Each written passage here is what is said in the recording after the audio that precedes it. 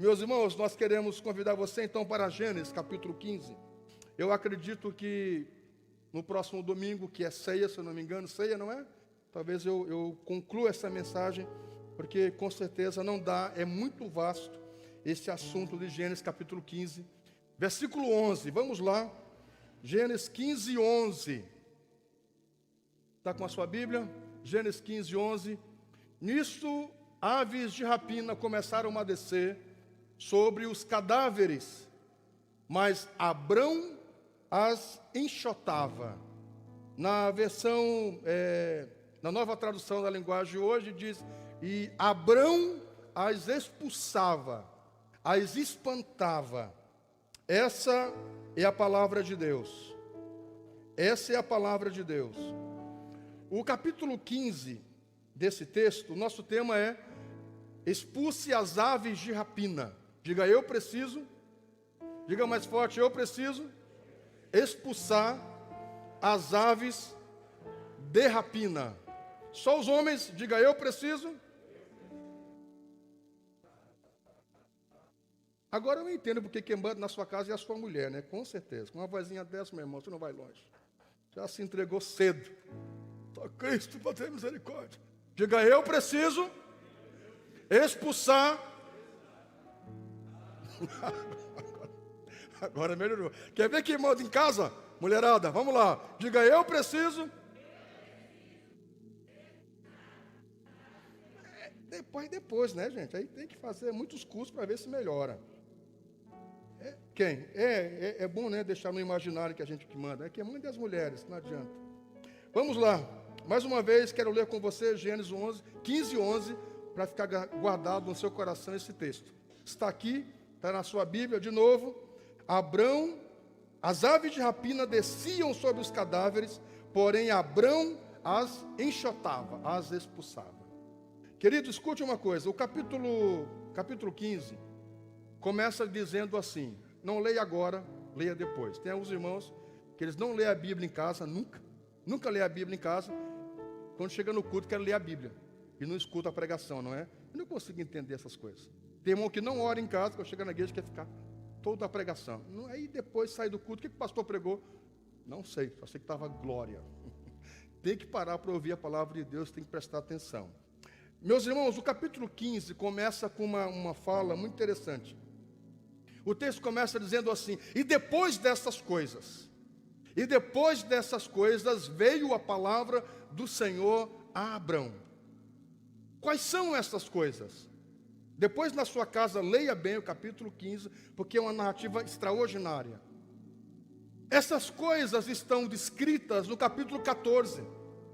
O capítulo 14, que é o capítulo anterior ao 15, começa com uma situação lá entre as várias narrativas, uma guerra entre 4 reis e 5 reis. Isso é uma coisa interessante.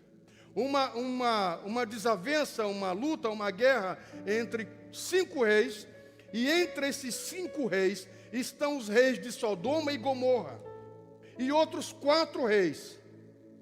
Nesse combate, os 4 reis venceram os 5 reis.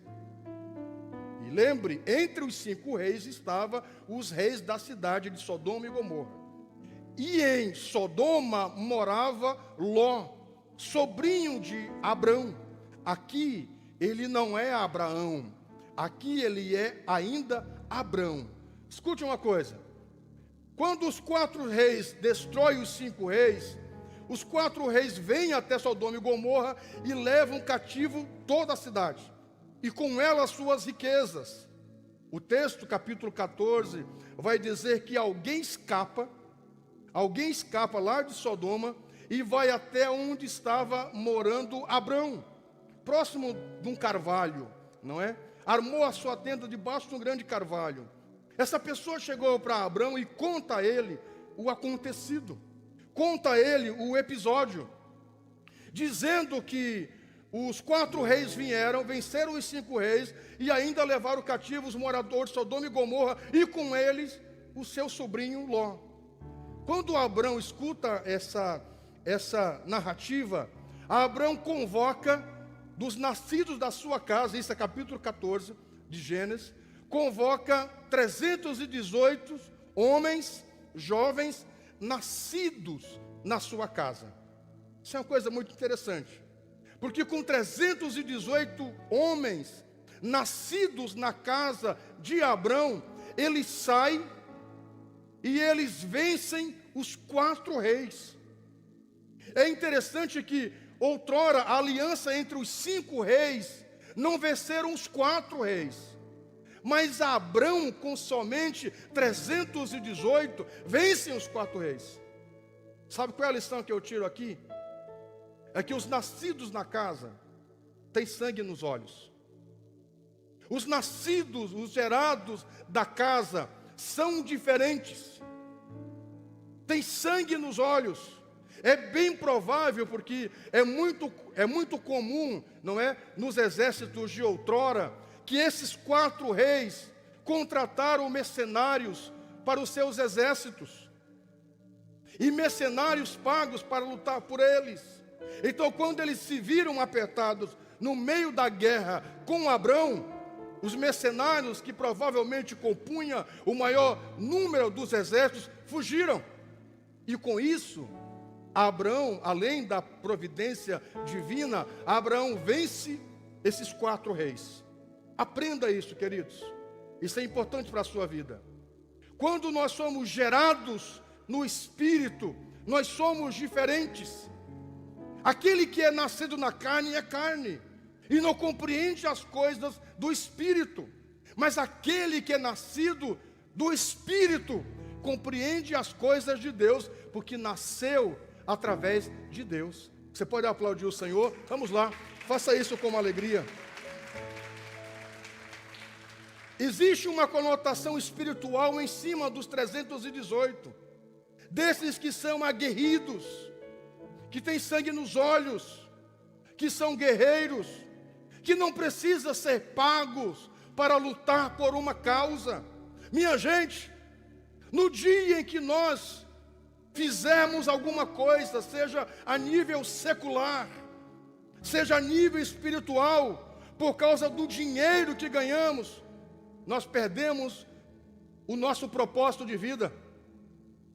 Se nós fizermos alguma coisa, se na sua profissão você só trabalha por causa do dinheiro que você ganha, sinceramente, aquilo que você está fazendo nunca vai lhe dar alegria, vai lhe dar prazer. O dinheiro é uma consequência do seu trabalho. Se nós na igreja, no serviço do santuário, estamos aqui por causa de um salário que recebemos, meu Deus, que Deus nos tire desse altar, que Deus nos consuma. Se nós fizermos sua obra por causa do dinheiro que recebemos, se fizermos assim, nós não passamos de mercenário. Quem faz assim não passa de mercenário. Quem prega por dinheiro, quem canta por dinheiro, quem faz alguma coisa lá fora a nível secular e vai para uma profissão só pensando calculando quanto vai ganhar, essa vida profissional não vai ser uma vida prazerosa. E é por isso que muitas pessoas, na metade da sua vida profissional, eles estão entediados. Eles ficam contando para bater o cartão, para ir embora. Eles ficam matando tempo, porque eles não fazem algo por amor, com o coração. São verdadeiros mercenários. Que o Senhor nos guarde disso. Que na nossa vida profissional, que na sua vida profissional, que na nossa vida ministerial, o que nós fizermos seja de coração. E quando fazemos isso, o Senhor nos recompensa com o seu bem, com as suas dádivas. Vamos lá, celebre a Ele com alegria. Queridos, eu conheço pessoas que elas trabalham com salgados, com doce. Escute uma coisa, elas fazem isso porque elas gostam de fazer. Tem pessoas que trabalham nas várias áreas da vida profissional e elas têm prazer no que elas estão fazendo. Essas pessoas são bem-sucedidas. Essas pessoas são felizes. Elas ficam contando o momento para voltar ao seu trabalho, porque elas têm prazer em dizer: eu servi por 30 anos na polícia, no quartel, na brigada, sei lá, no serviço de segurança, sei lá. Eu fui essa pessoa que eu trabalhei nessa área, eu dei aula, eu faço salgado, bolos, tenho prazer no que eu faço. Essa pessoa que faz isso é uma pessoa que aprendeu a amar a sua profissão. Isso é uma dádiva gloriosa, queridos. Isso é uma bênção de Deus. Que cada dia nós possamos, na nossa vida profissional e espiritual, o que fizermos, fazemos com o coração. Não fazemos tapeando, fazemos, sabe, para matar o tempo de qualquer jeito. Fazer com prazer, com alegria. A Bíblia diz que Davi tinha prazer na casa de Deus. Tinha prazer tanto na presença de Deus, de estar no lugar de adoração ao Senhor, que ele intentou construir o templo. De tanta alegria que ele tinha nas coisas de Deus, na casa de Deus. A Bíblia diz que nós não podemos ter pressa de sairmos da presença de Deus. Tenha prazer de estar na presença de Deus. E quando nós estamos na presença de Deus, nós não contamos as horas, porque elas passam. Você pode adorar o Senhor com alegria. Vamos lá, faça isso com alegria. Eu quero nesta noite contar que você e eu sejamos esses 318 homens e mulheres aguerridos, guerreiros. Nós não podemos ser frouxos, gente. A gente não pode, sabe, ser dodói por qualquer coisa. Nós temos que ser guerreiro. Sabe, gente, nós precisamos de homens, mulheres, jovens, até para a própria vida. Eu digo em casa para a pastora, ela sabe disso. Vida, não poupe as meninas. Não poupe elas. Senão serão mocinhas muito... tudo vai querer morrer. Não poupe elas. Não poupe. Para poder criar resistência. Eu conheço meninos que têm hoje 12 anos e 12, 13 anos, passam doente. Qualquer coisa se gripa, sabe por quê? Porque a mãe sempre no colo. Nunca deixou a criança ralar o joelho. Nunca deixou a criança andar um pouco na chuva, no chão. Tudo era, uma garoazinha já cobria de tudo a criança, cobertou um monte de coisa, para não pegar uma gotinha. Baixa imunidade. Sabe, queridos, na vida, a gente não pode ser mimimi. Verdade, irmãos. Sabe, eu na faculdade, eu lembro de homens lá, 23 anos, a mãe ia lá para ver as notas do rapaz.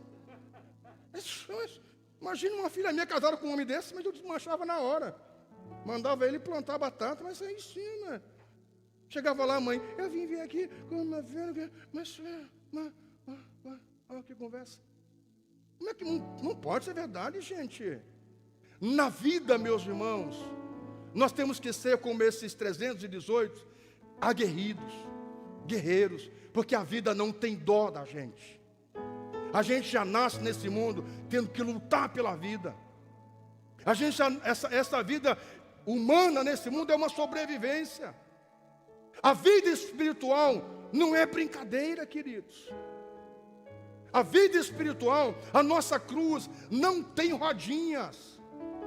A nossa cruz não tem rodinha. A nossa cruz é pesada. Eu não sei a sua, a minha é. A minha pesa constantemente. A vida para mim não é fácil, é dia após dia. Como diz o irmão em São Paulo, lúcia e lúcia. Vocês sabem, né, que em São Paulo tinha o irmão Marcos Pereira. Ele dizia assim, pastor, eu estou na lúcia. Não, lúcia, que conversa é essa?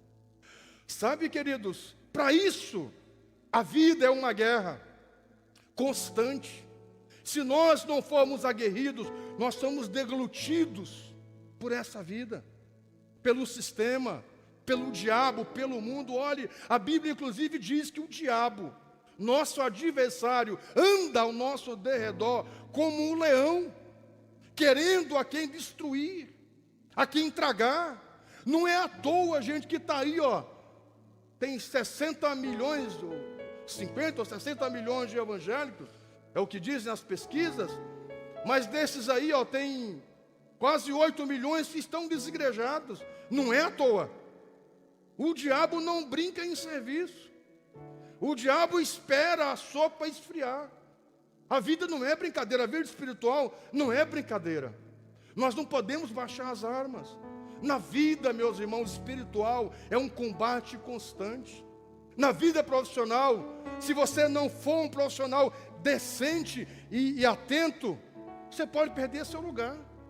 Você pode perder seu lugar. Porque sempre tem na volta um esperto, querendo oportunidade para tomar o seu lugar. Você tem que ser vigilante, tem que ficar atento, não pode esmorecer, porque Deus é conosco, digam amém. Nessa noite eu estou falando para os 318, não é da Universal, da IURD, é de Jesus, digam amém. Muito obrigado, vou lhe pagar a janta pelo seu apoio, tá? Nessa noite eu quero falar e estou falando para homens e mulheres, que são esses 318, se tiver luta que enfrentar, vocês estarão prontos para o combate. Digam amém. Vocês são esses 318? Celebre ao Senhor com alegria. Vamos lá. Com força, com alegria, com vibração. Aleluia. Olha, queridos. Abraão vai lá, vence os inimigos, vence os mercenários, e os mercenários fogem. Os 4 reis fogem e Abraão vence a guerra. Os mercenários, que são os que vivem só por dinheiro, quando a fonte some, eles também somem. Você já viu esses casos de homens ou mulheres que se aproximam um do outro só por causa do dinheiro? E quando o dinheiro termina na relação, eles, ficam a mula. São mercenários. Cuidado com gente assim. Se você está num relacionamento que a pessoa quer que você banque tudo. Eu nunca vou esquecer de um episódio aqui na igreja, de um rapaz que quis namorar uma moça aqui da igreja, até que teve um lance. Daí foi falar comigo.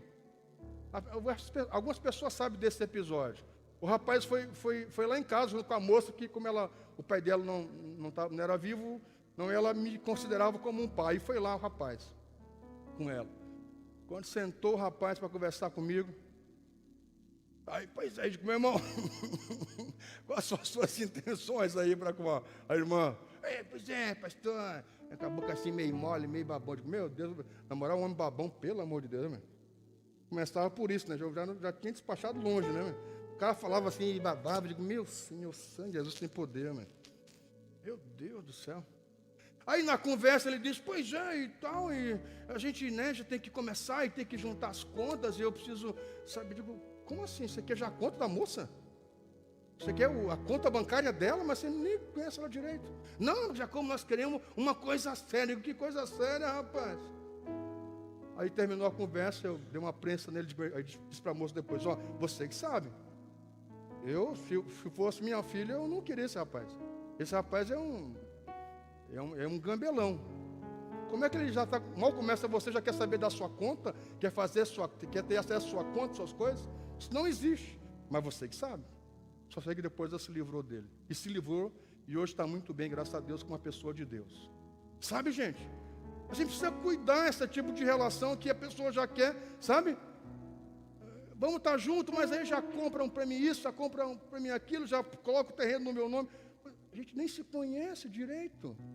Cuide isso. Tem muitos mercenários, minha gente, que a gente não faz ideia. Tem muitos mercenários que aparece no nosso caminho, da noite para o dia, eles não estão interessados em nós. Não são pessoas que têm uma história na nossa vida. Não são pessoas que têm um testemunho ao nosso lado, que já deram sangue por nós, já deram uma cara tapa por nós. Isso é diferente. Pessoas que têm uma história na nossa vida. A pastora pregou agora há pouco e disse isso, que a gente precisa valorizar as pessoas de Deus, as pessoas que dão sangue por nós, as pessoas que estão ali do nosso lado. Isso é uma coisa. Mas as pessoas que aparecem da noite para o dia para querer tirar proveito nosso, são verdadeiros mercenários. A gente precisa tomar cuidado. Meus irmãos, o Templo das Nações é uma igreja muito séria. Você sabe que quando nós começamos a igreja, logo nós intentamos comprar o terreno. Para quê? Para dizer para esta cidade que nós não estamos aqui como aventureiros. Nós poderíamos ficar até hoje com um salão alugado, como tem igrejas na cidade que estão aí há 30 anos, com salão alugado, para poder pedir dinheiro para o povo para pagar o aluguel do salão. Para dizer, nós temos que pagar o aluguel. Você sabe, gente, nós decidimos comprar esse terreno de quase R$1 milhão há 10 anos atrás.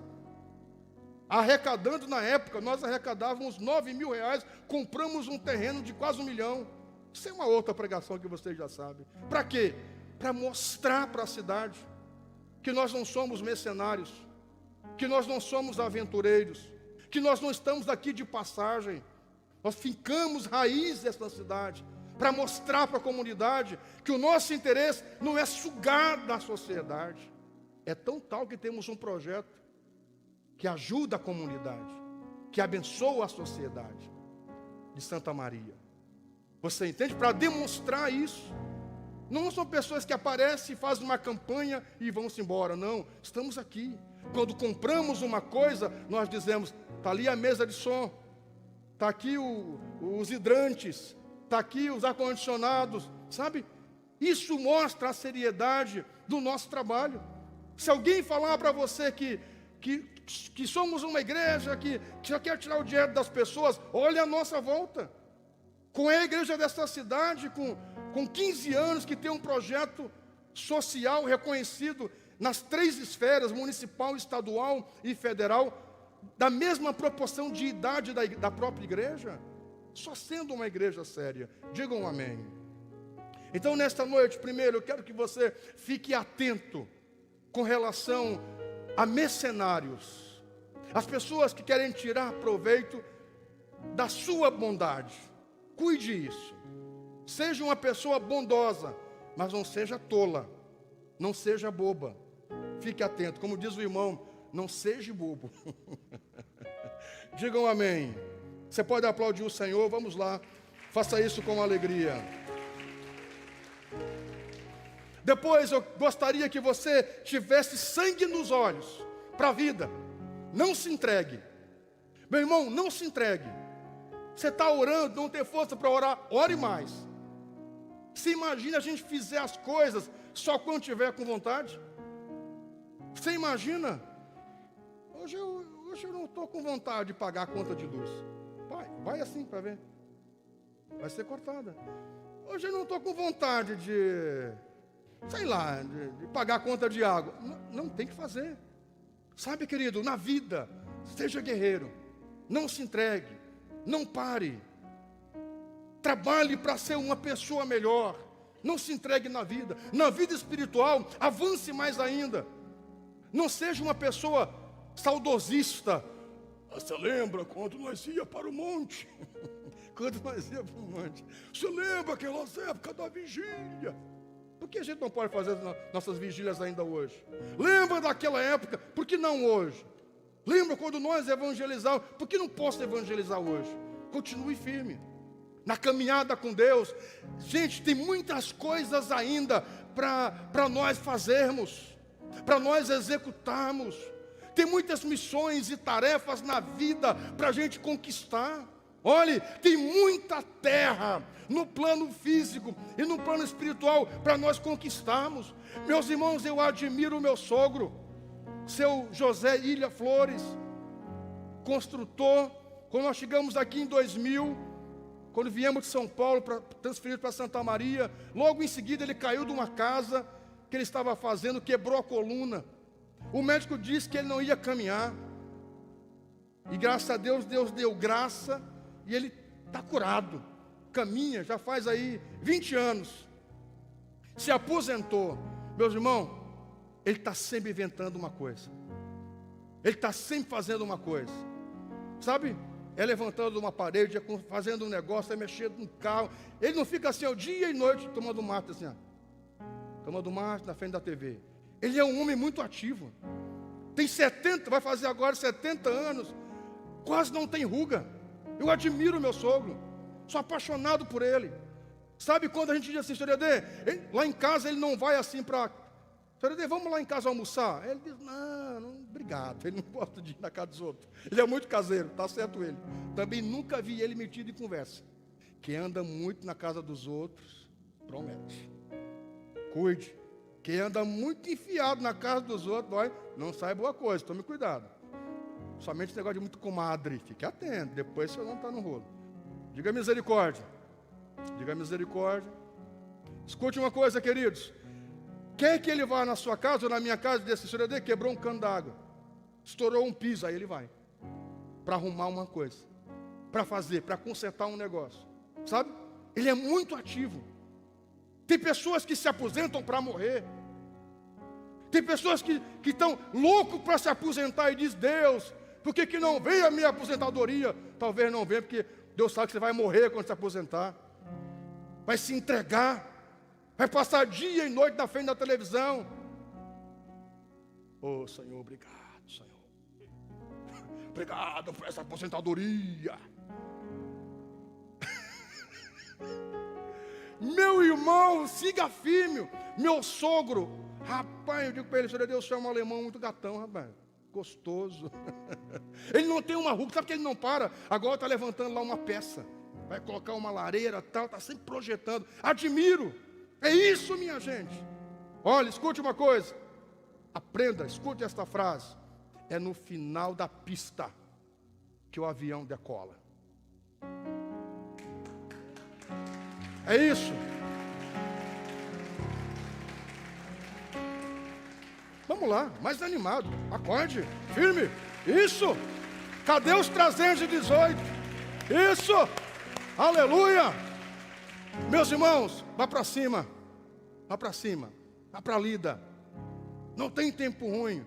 Siga firme. Está quebrando geada, tá a notícia desfavorável, perdeu o emprego.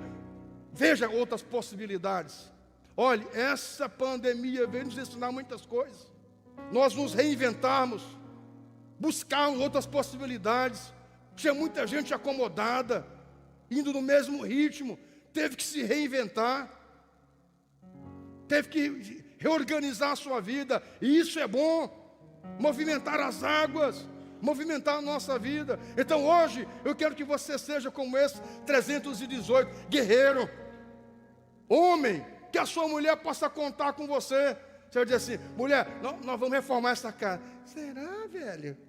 Será, meu velho? Essa casa está tão boa assim, com esse cômodozinho caindo por cima de nós. Diga assim: vamos lá, é mesmo. Nós precisamos mexer com essa casa, vamos lá. Vamos mesmo, vamos juntar essa economia, vamos fazer e vamos lá. Sabe? Se a mulher disser assim: meu amor, vamos lá fazer tal coisa, que você vai dizer assim: estou junto, vamos fazer. Vamos enfrentar isso aí. Vamos para cima, vamos organizar. Sejamos assim, um casal que faz assim, eles vencem. Um casal que luta junto, eles vencem. Sejam pessoas assim. Sejam com essa essência dos 318. Digam amém. Depois, quando Abraão sai dessa guerra, ele resgata Ló. Resgata Ló com todos os espólios de guerra que os 4 reis tinham levado. Abraão resgata Ló e com ele traz todos os despojos de guerra. Quando ele está vindo no caminho, a Bíblia diz que Melquisedeque, um sacerdote de Deus, ele não tem aqui uma linhagem. Ele aparece no cenário bíblico e desaparece. Alguns chegam a dizer que esse Melquisedeque é uma representação de Deus. Ele não existia, não era uma pessoa, era uma representação do sacerdócio divino. Porque ele não aparece ele como filho de ninguém, nem como pai de ninguém. Ele aparece como um sacerdote do Deus vivo. E quando ele aparece, Abraão chega para ele e Melquisedeque veio com pão e com vinho. Os símbolos da ceia. A santa ceia aqui tipificada, o sacrifício aqui tipificado, a recompensa, a adoração, a aliança. E quando ele dá para Abraão esses utensílios, a Bíblia diz que Abraão deu ao sacerdote o dízimo de tudo que ele tinha resgatado. Escute uma coisa, querido, vamos dizimar. Isso aqui não estou falando para aumentar o caixa da igreja, mas para a sua vida espiritual e financeira. dizime de tudo que você tem conquistado. Não dizime só de uma parte, dizime de todas as guerras que você tem vencido. Não dizime só de uma parte. Há pessoas que elas vendem um carro e elas ganharam lucro, que é muito difícil alguém, só o pastor Arnoldo que faz isso, né? Que vende o carro e com lucro. Todo mundo vende o carro depreciado, né? O pastor Arnoldo consegue vender um carro ganhando lucro. Não pode ser verdade uma coisa dessa, né, mano? Aí você teve o lucro, dizime do lucro. Sabe, gente, as pessoas, elas vendem um terreno que foi comprado e foi dizimado, mas elas não dizimam o lucro do terreno. Elas dizem, sou fiel dizimista ao Senhor. Não são. As pessoas mal dizimam do salário. Em dezembro, por exemplo, quando as pessoas recebem o 10º, automaticamente deveria dobrar o dízimo. De quase 1.000 pessoas nessa igreja, poucos fazem isso. Aqueles que recebem o dobro de salário. As pessoas não dizimam do 10º. E às vezes é por isso que na vida financeira algumas coisas ficam trancadas, porque elas se enganam. Elas acham que são dizimista fiel, mas elas não são. E isso é um problema na vida delas. Nós precisamos dizimar aquilo que veio na nossa mão. Pastor, eu não recebi nada, não trabalhei. Tá certo? Você vai dizimar o quê se não recebeu nada? Abraão, de toda a conquista que ele recebeu lá, dos bens que ele conquistou, ele dizimou. E digo mais, ele não ficou com os despojos. Os reis de Sodoma e Gomorra disseram assim para Abraão: me dá aqui as pessoas que você resgatou, fique com todos os bens. Ele disse, não quero um fio da sandália dos bens que eu conquistei. Ele só tirou o dízimo, deu ao sacerdote, e de toda a riqueza que ele conseguiu resgatar, ele não ficou com nada. Sabe por quê? Para não ficar com o que era dele. Isso é uma coisa muito interessante. Você sabe, minha gente, na minha vida de solteiro, eu tive a oportunidade de casar com moças que os pais eram muito ricos, com muito dinheiro. Eu sempre fugi disso, para que as minhas conquistas fossem por mim mesmo, não por causa do meu sogro. Eu tive possibilidade de namorar moças que os pais eram superintendentes de regiões, comandavam muitas igrejas. Só que eu não queria fugir disso, para não dizer assim, o pastor Pedro tem uma igreja porque o sogro deu. Não, eu conquistei porque Deus me deu a graça para conquistar. Tem pessoas que na vida elas querem conquistar as coisas se encostando nos outros. Essas pessoas não vão longe. Seja pelos seus méritos, não porque você é bom, mas porque Deus é bom na sua vida. Você pode aplaudir o Senhor? Faça isso com alegria. Claro, ajuda é bem-vinda. Na minha primeira casa, meu sogro me ajudou muito a construir minha casa. Isso é uma coisa. Isso é uma coisa. Eu morei com o meu sogro 2, 3 anos? 2, 3 anos, vida? 3 anos. Mas assim que eu tive a oportunidade, que eu só batia a laje, não tinha nem piso na casa, só tinha lá. Eu digo, vida, ó, vamos para o nosso canto. Se eu quisesse, eu estaria com o meu sogro até hoje. Mas não, vou me virar para ter o que é meu. Isso é importante para a vida, gente. A gente lutar com as nossas armas que temos, que Deus nos tem dado. Não conquistar as coisas porque os outros conquistaram e nos deram. Que mérito tem nisso? Que conquista tem nisso? Tudo que nós temos foi dado por alguém. Pessoas assim não sabem lidar com as adversidades da vida e com os bens que a própria vida dá. É por isso que geralmente pessoas que ganham na Mega Sena, elas perdem tudo. Quase todos que ganharam nesses programas de Big Brother, esses programas que dão 1 milhão, a maioria deles ou estão pior, ou como antes, que quando ganharam o dinheiro, porque eles não sabem como administrar. A vida não os ensinou, não tiveram mérito para ter o que tem. E isso é um problema. Vamos aprender a ter mérito pelas nossas conquistas, queridos. Não vamos nos alegrar nas conquistas dos outros, mas nas nossas. Vamos contar as nossas histórias. E é por isso, gente, que a gente passa trabalho às vezes. Sabe para quê? Para nós termos história para contar. E é por isso que às vezes a gente está debaixo de mau tempo. O que eu fiz para merecer o meu karma? A minha vida no passado não é nada disso de karma. É a própria vida, é o próprio Deus nos afinando, nos ensinando, nos lapidando, para nós sermos um testemunho vivo para as pessoas que estão na nossa volta. Você pode aplaudir o Senhor? Vamos lá, faça isso com alegria. Escute uma coisa, chegamos agora no capítulo 15, que é o nosso texto. O capítulo 15 começa dizendo que Deus apareceu a Abrão e falou com ele. Abrão aqui tem mais ou menos 80 anos. Quando Deus o chama, no capítulo 2, Abrão tem 75 anos. Capítulo 12, Abrão tem 75 anos. Mas quando Deus o chama aqui e fala com ele, no capítulo 15, se passaram 5 anos. E ele está agora com mais ou menos 80 anos. E Deus chama Abraão e fala com ele. Deus continua falando conosco ainda hoje. Deus está falando conosco nesta noite. Deus está falando hoje com você. Deus ainda fala. Deus ainda se manifesta. Irmãos, olhe para mim, você. Às vezes nós levamos uma vida muito natural e nós não ouvimos a voz de Deus.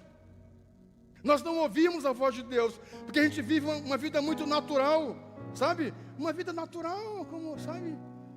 Sem ter a sensibilidade para ouvir a Deus. Isso é sério, porque Deus continua falando. Deus é o mesmo, as pessoas que mudam. Deus falou com Abraão, chamou Abraão, e Abraão teve uma visão de Deus. Deus quer falar com você, e Deus tem muitas maneiras de falar, não só na sua palavra, que é a primeira via. Quando sentamos no culto e ouvimos a pregação, essa é a primeira via que Deus fala. Mas Deus fala de muitas maneiras. Deus fala por muitos sinais. Deus fala usando pessoas. Deus fala por situações. Nós precisamos aprender a fazer uma leitura da voz de Deus, do que Ele está dizendo para nós. Escute uma coisa, Deus chama Abraão e Deus reforça a aliança que Ele tem com Abraão, dizendo: eu sou contigo, não tenha medo, Abraão, não tenha medo, não temas. Parece contraditório Deus dizer para Abrão: não temas, um homem que tinha acabado de vir de uma guerra com 4 reis. Mas escute uma coisa, não subestime Deus. Todas as vezes que Deus fala, é porque é necessário falar. Deus sabe o que está dizendo, e Deus sabe o que está fazendo. Isso é certo. Deus sabe o que está dizendo, e Deus sabe o que está fazendo. Senhor, não precisava o Senhor fazer isso? Precisava. Senhor, não precisava o Senhor dizer isso? Precisava. Porque Deus conhece o nosso amanhã. Deus nos conhece de forma genuína. Parecia contraditório um homem que tinha acabado de vir de uma guerra que venceu 4 reis, 5 reis. Pense, 4 reis, enquanto 5 não venceram. Ele com 318 venceram os 4 reis. Mas Deus sabia o que iria sobrevir sobre Abraão.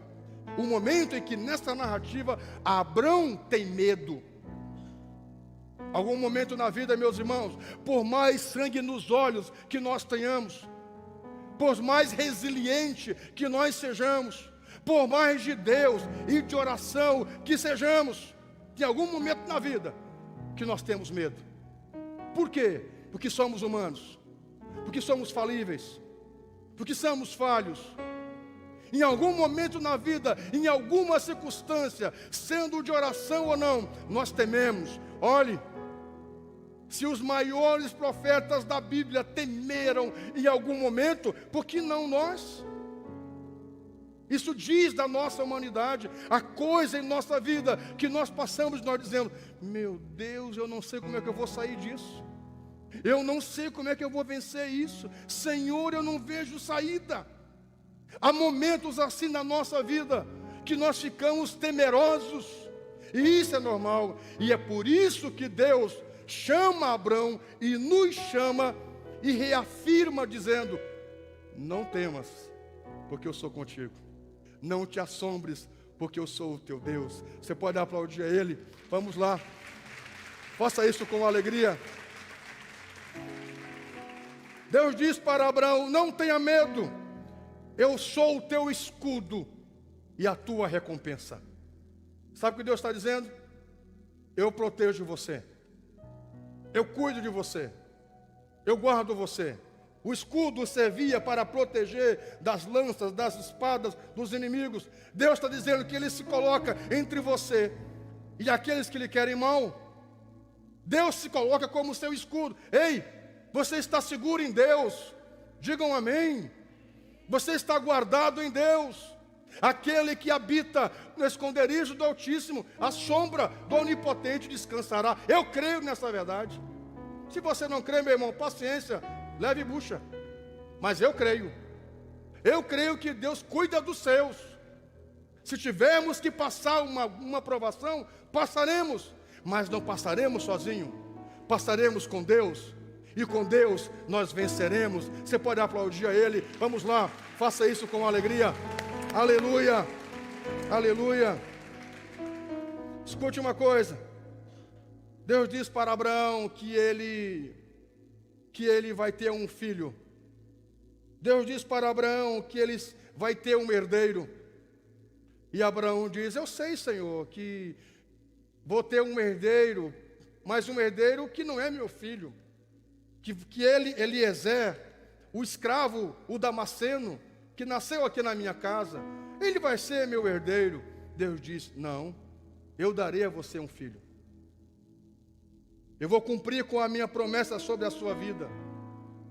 E Deus diz para Abraão que ele vai ter um filho. Deus reafirma aqui a sua promessa, dizendo que ele vai ter um filho. E aí Deus tira Abraão de fora da tenda e manda ele olhar para as estrelas do céu. E Deus diz a Abraão: você pode contar, Abraão, as estrelas do céu? E Abraão diz: eu não posso contar, Senhor. Deus diz: pois assim serão os seus descendentes. Meus irmãos, alguns estudiosos dizem que 99% da população do mundo tem sangue judeu. Você sabia disso? Porque nós somos descendentes de Abraão. Nós somos descendentes de Adão. Você sabia disso? Não se pode contar. Não são só os 16 milhões de judeus que existem no mundo. Não. A descendência de Abraão está por toda a terra. Mesmo que nós não sejamos descendentes de Abraão no DNA genético, nós somos descendentes de Abraão pela fé. É o nosso pai na fé. Digam amém. A promessa se cumpriu. Você pode aplaudir o Senhor? Faça isso com uma alegria. Deus diz para Abraão: olhe para o alto. E você pode contar? Não posso contar. Gente, nós precisamos olhar para o alto, olhar para Deus. É o Salmo 121 que amo. O Salmo 121, como diz?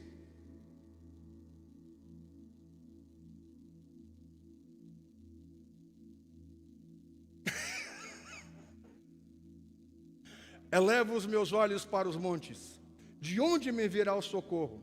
O meu socorro vem do Senhor, que fez os céus e a terra. Elevar os olhos para os montes. O nosso socorro não vem dos montes.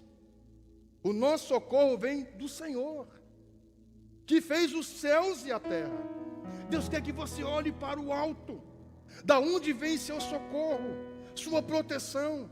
Pare de andar cabisbaixo. Pare de andar temeroso. Pare de andar deprimido, angustiado. Oh vida, oh sorte, oh azar. Ninguém me ama, ninguém me quer. Capaz, querido. Não tem uma canção? Se levante do chão, erga sua cabeça. Derrota não é coisa de cristão. Se a tua vida está sitiada e mais parece uma cidade murada, derrube a muralha pela fé. Conhece não? Meu Deus, isso aí é do tempo que eu nasci. Você pode aplaudir o Senhor? Vamos lá? Com alegria? Aleluia! Olhe para o alto! Olhe para o alto! E aí Deus diz, você vai ter um filho. E Abraão pergunta, como, Senhor? E aí entra esse texto. Versículo 10. No versículo 10, Deus diz para Abraão, separe um boi, separe uma cabra, separe um carneiro de 3 anos, separe uma pomba e separe uma rolinha. Me ofereça em sacrifício. É um texto maravilhoso. E me ofereça em sacrifício. A Bíblia diz que Deus mandou Abraão abrir o novilho no meio. Mandou abrir o novilho no meio, em 2 pedaços. Deus mandou abrir o carneiro no meio, em 2 bandas, em 2 lados. Deus mandou abrir o novilho, o carneiro, o carneiro e a cabra, né? No meio, a pomba e a rolinha, Deus disse que não abrisse. Isso é coisa muito interessante. Os 3 animais representam sacrifício pacífico, de holocausto. Sacrifício pacífico, de holocausto e adoração ao Senhor. Geralmente os animais eram sacrificados com 1 ano de idade, mas esse sacrifício era um sacrifício de pacto, de aliança. Olha que interessante. Tipificando que precisamos na vida oferecer a Deus sacrifícios. Que a vida é feita com sacrifícios. Alianças genuínas se constituem com sacrifício. Uma aliança, um pacto genuíno, para mantê-los é preciso sacrifício. No que diz respeito à salvação, não há nenhum sacrifício. Mas o que diz respeito a essa vida, é necessário sacrifício. Ninguém conquista nada sem sacrifício. Nada nessa vida. A Bíblia chega a dizer que o reino dos céus é ganho com força, com violência. Escute uma coisa. Alguns dizem também, alguns estudiosos dizem que esses animais representavam a nação de Israel, que em algum momento iria se dividir. Como se dividiu? Ali é uma outra pregação. A pombinha e a rolinha não podiam ser abertas. É um sacrifício de pureza, de inocência, mas que também precisa ser apresentado ao Senhor.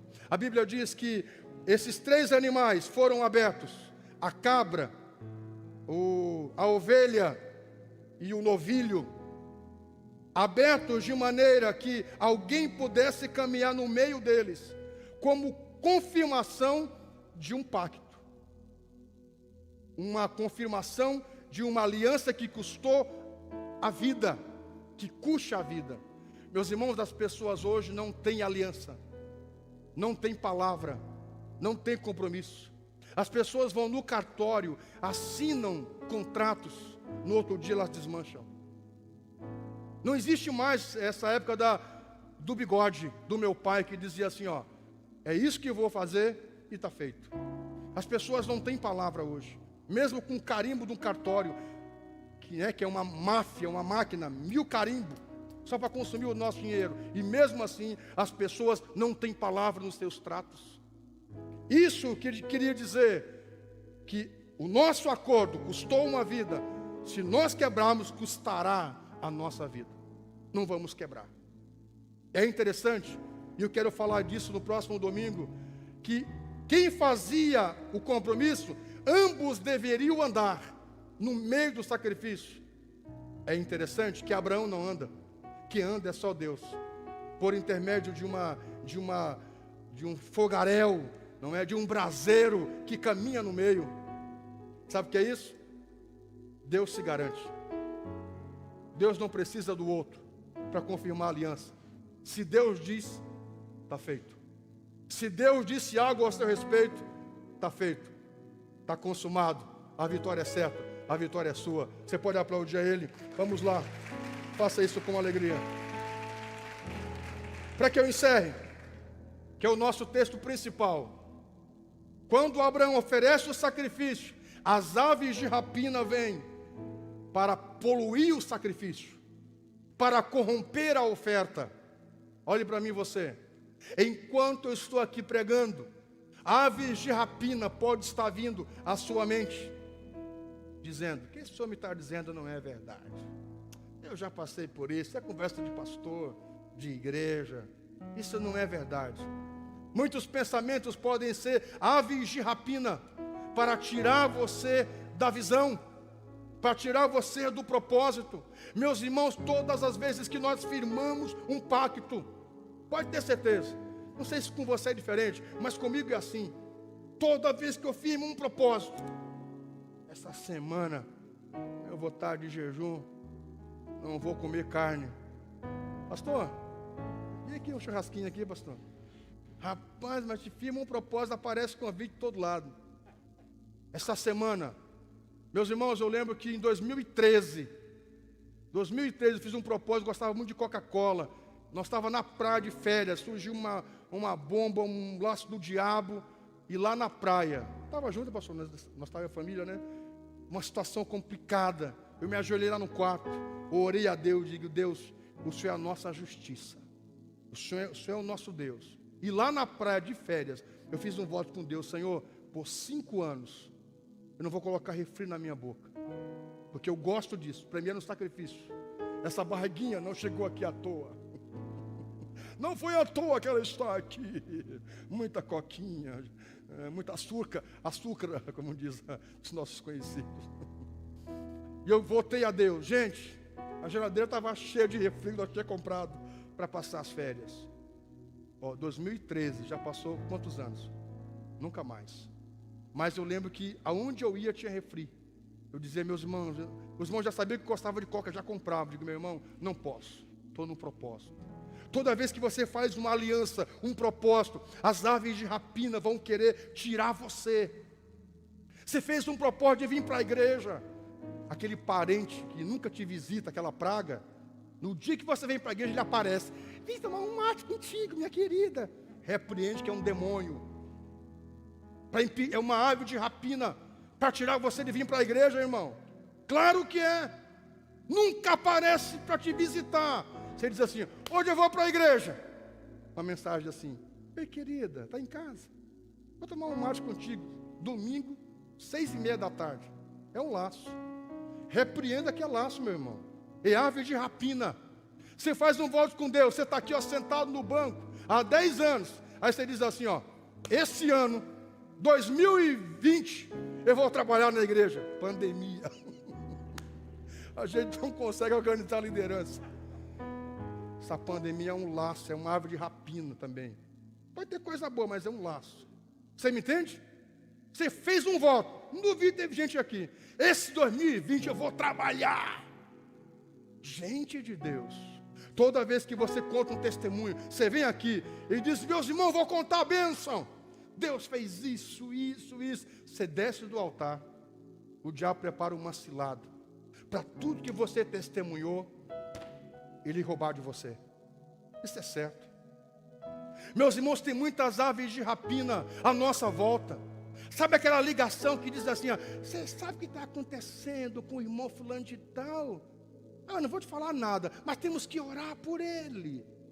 Sangue de Jesus tem poder. Meu irmão, bate o telefone. Isso é ave de rapina. Quer tirar, quer roubar a tua inocência, teu coração, tua simplicidade, teu sacrifício ao Senhor. Cuidado com as aves de rapina que querem roubar de nós o sacrifício.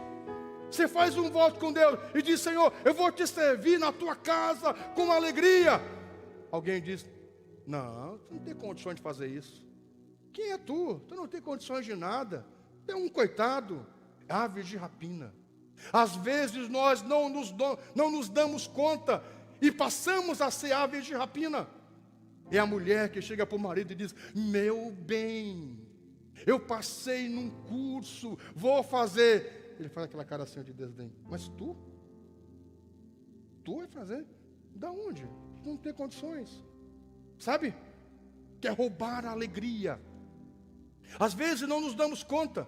É Jesus que reúne os discípulos e diz para eles assim: é necessário que eu morra, é necessário que eu padeça. é necessário que eu seja traído, é necessário que eu seja crucificado. Aí Pedro, para dar um de gostosão, diz assim: oh, não, Senhor, capaz, tu não. Se for preciso, eu irei e morrerei no teu lugar. Jesus percebeu, Jesus teve ali a revelação do Espírito Santo e disse assim: para trás de mim, Satanás.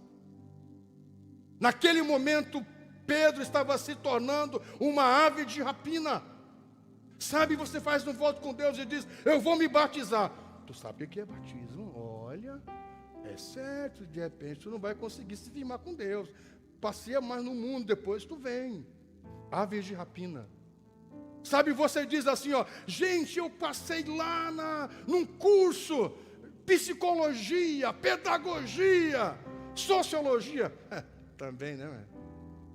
O pessoal está desesperado, colocar a gente dentro da faculdade. Nessa época todo mundo passa. Quero ver na minha época. Bem variedade, entendeu? Aves de rapina para nos roubar a alegria. Não deixe, gente, que pessoas e situações roubem você do propósito. Semana que vem eu quero voltar nesse tema. E quero que você não falte semana que vem. Porque eu quero orar.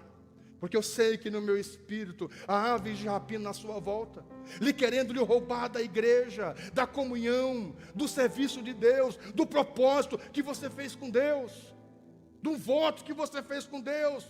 Há aves de rapina sobrevoando você, porque você é um sacrifício ao Senhor, é uma oferta ao Senhor.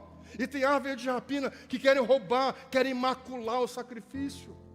Nessa noite, guarde o seu coração. Faça como Abraão, expulse as aves de rapina da sua volta. Semana que vem eu volto com vocês. Amém? Estão bem? Vamos expulsar as aves de rapina? Estão dispostos? Celebre ao Senhor com alegria. É isso. Se coloque em pé. Amado Senhor, nós oramos para que toda ave de rapina enviada do inferno para roubar a nossa comunhão, o nosso sacrifício, sejam repreendidas em nome do Senhor. Esta pessoa que está acompanhando esse culto ao vivo agora, e tem uma ave de rapina querendo roubar o seu sacrifício, o seu projeto, os seus sonhos, sejam repreendidos em nome do Senhor. Guarda esta família, guarda esta casa, guarda o ministério, guarda o chamado dessa pessoa, em nome do Senhor. Que todos digam que assim seja. Diga: eu recebo essa palavra em nome do Senhor. Guarde com você os teus sonhos, os teus projetos.